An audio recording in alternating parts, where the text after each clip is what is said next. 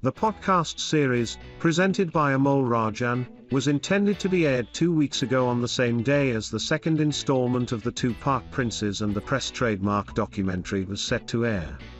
However, on November 29, the BBC announced that the audio series, entitled Harry, Meghan and the Media, would be delayed amid concerns of how the firm would react to the television series.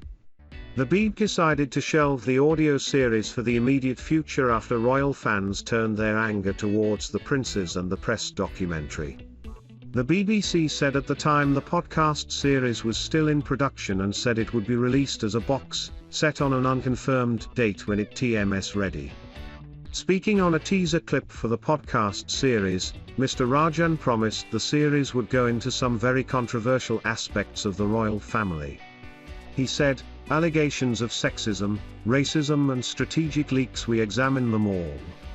According to the Telegraph, the series would focus around a central question: why did the coverage of Meghan Markle turn so sour, so quickly?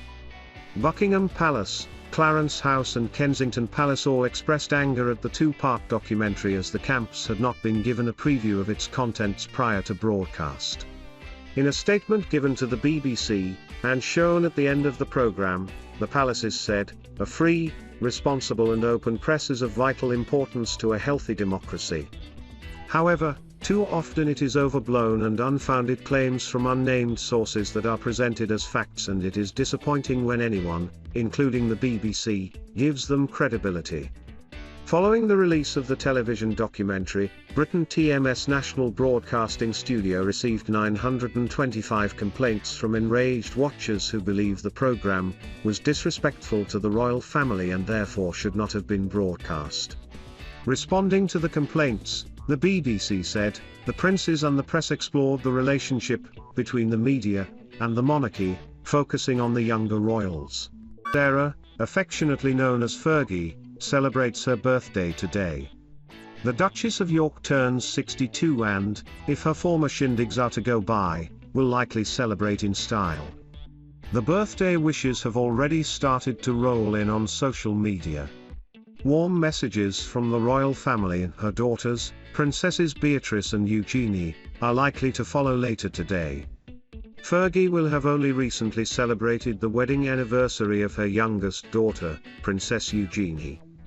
Her married Jack Brooksbank on October 12, 2018 in an intimate ceremony. Weddings are hallmark events in the family, welcoming a new and exciting chapter.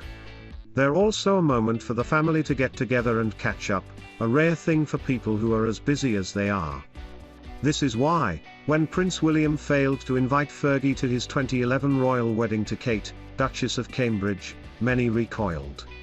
Royal experts like Catherine Olster have claimed it was part of a longer-standing royal rift, dating all the way back to Prince Charles distancing from Fergie following Princess Diana's tragic death in 1997. She said the cousinly bond between William, Beatrice and Eugenie was strong up until this point, but faltered shortly after. Writing in the Mail in 2016, Ms. Olster claimed it all culminated in William failing to invite Fergie to his wedding despite having handed her daughters and countless other royals RSVPs. She claimed, regardless of their mother TMS actions, Beatrice and Eugenie could certainly be forgiven for agreeing with those who thought it a little small-minded of William, who controlled the guest list, to so humiliate her. Sarah is thought to have been extremely upset about not being invited to William's wedding. She watched both William and Prince Harry grow up. Don't miss she and Diana were also the best of friends for years. Both of them had entered the royal family as outsiders, and so became natural allies in the face of any adversity. And they had, in fact, known each other before becoming part of the firm. They were fourth cousins and moved in the same social circles. However, they fell out in late 1996. While Fergie claimed not to know why, many believed that Diana was angry with the way the Duchess depicted her in her book. Diana sadly passed away in a car accident the following year. The pair never had the chance of reconciling their friendship. Sarah later told Harper's Bazaar, "Because we were like siblings. We rode. And the saddest thing, at the end, we hadn't spoken for a year." I tried, wrote letters, thinking whatever happened didn't TMT matter, let's sort it out. And I knew she TMD come back. In fact, the day before she died she rang a friend of mine and said, "Where TMS that read. I want to talk to her." Charles is allegedly overly keen on Fergie. A source told Ms. Osler that he cannot even stand the mention of her name. Radio host has claimed that a visit to Washington, D.C. could be on the cards for Meghan Markle following her letter to Speaker of the House Nancy Pelosi and Senator Chuck Schumer, which lobbied for parental paid leave in the U.S. According to Mike Graham, Meghan knows very well that Nancy Pelosi would enjoy the publicity, as both he and royal expert Angela Levin predict a transition to politics for the Duchess. Since leaving the royal family, she and Prince Harry have established themselves in the US as activists and public figures. Mike Graham, a host on talk radio, said, "She knows very well that Nancy Pelosi is of a similar bent. Nancy Pelosi loves a bit of publicity, so she'll love the idea that she's had the letter.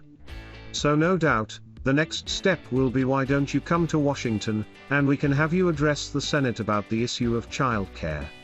Or some nonsense." Royal expert Angela Levin continued, "This is what she wants, of course. I mean, she really does want to try and be a politician. She also wants to make films, she wants to star in them, she also wants to tell people how to invest their money." In the letter, Meghan addressed herself as the Duchess of Sussex and wrote that she was writing as a mother. She also spoke of her own childhood, recalling how she felt lucky to be eating a $4.99 salad at Sizzler and that she had begun to earn her own money from the age of 13. Meghan wrote, "I knew how hard my parents worked to afford this, because even at $5, eating out was something special, and I felt lucky." The Duchess also discussed the arrival of her and Prince Harry's baby daughter Lilibet, acknowledging that many parents were unable to spend time with their children like they had done. "Like any parents, we were overjoyed. Like many parents, we were overwhelmed. Like fewer parents, we weren't TMT confronted with the harsh reality of either spending those first few critical months with our baby or going back to work. We knew we could take her home, and in that vital, and sacred, stage, devote any and everything to our kids and to our family." In the US, only 9 states and Washington, D.C. have implemented paid family leave policies, with Meghan writing that it should be a national right. This lobbying campaign falls in line with her 40 by 40 initiative, which she launched as part of her 40th birthday celebrations in August. Don't miss, she had asked 40 friends and activists to donate 40 minutes of their time to mentoring an unemployed woman. In a statement on the couple's Artual website, Meghan wrote that women had been shouldering the brunt of the crisis, with over 2 million women in the US alone leaving the workforce. Since leaving the royal family, Prince Harry and Meghan Markle have established themselves as leading activists.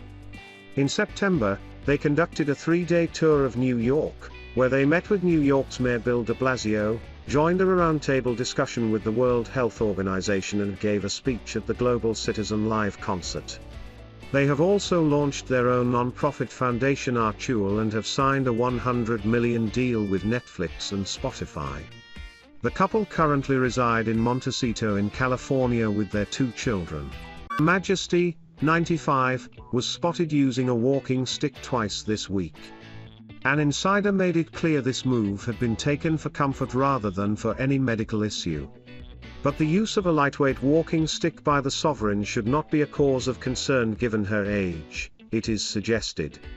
Royal expert Camilla Tominey believes every measure should be taken to make engagements as comfortable as possible for the Queen. Moreover, Ms. Tominey argued the Queen should be used sparingly, given her importance. Writing in the Telegraph's weekly royal newsletter, Ms. Tominey said, "I appreciate it is difficult, at a time when the upper echelons of the monarchy have become depleted in the absence of the Duke and Duchess of Sussex and Prince Andrew, for there to be enough members of the royal family to go around. Hence the need for the Queen to be front and center of major occasions like this important century celebration, and other high-level powwows like the G7 and forthcoming COP26 climate change summit." However, Since she is undoubtedly the ultimate jewel in the crown, the Queen should arguably be used sparingly. Quality not quantity should continue to be the focus leading up to the day on April 21, 2026, when the Queen faces the dilemma of whether or not to send herself a telegram. The royal family currently counts 11 full-time working royals able to support the Queen and the Crown. 7 of them are aged over 70s, including Prince Charles, Princess Anne and the Duke of Kent. The Queen was first seen with a walking stick this week, on October 12, as she attended a service of thanksgiving to mark the centenary of the Royal British Legion, of which she is the patron. Stepping out of her car unaided, she was passed the walking stick by Princess Anne as she navigated uneven cobbled pavement outside Westminster Abbey. The monarch also opted to take a shorter route to her seat inside the Abbey instead of arriving at its main entrance. Her Majesty was seen using the walking stick a second time on October 14, when she attended the opening of the Welsh Parliament, the Senedd. As was the case at the Abbey, she appeared in high spirits and splendid form while chatting with members of Parliament, Welsh First Minister Mark Drakeford and well-wishers. After addressing the Senedd, she was even caught making a cutting remark about world leaders who talk but don't do when it comes to the environmental crisis. In a conversation with the Duchess of Cornwall and Ellen Jones, presiding officer of the Senedd, the monarch said, "Extraordinary, isn't TMT it? I've been hearing all about COP. I still don't TMT know who is coming. No idea.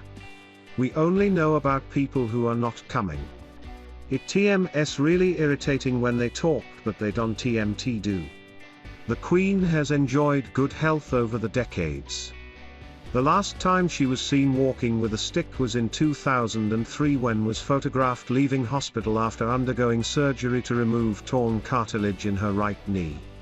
A decade later, she had a precautionary visit to hospital after she experienced symptoms of gastroenteritis, as stated by Buckingham Palace at the time.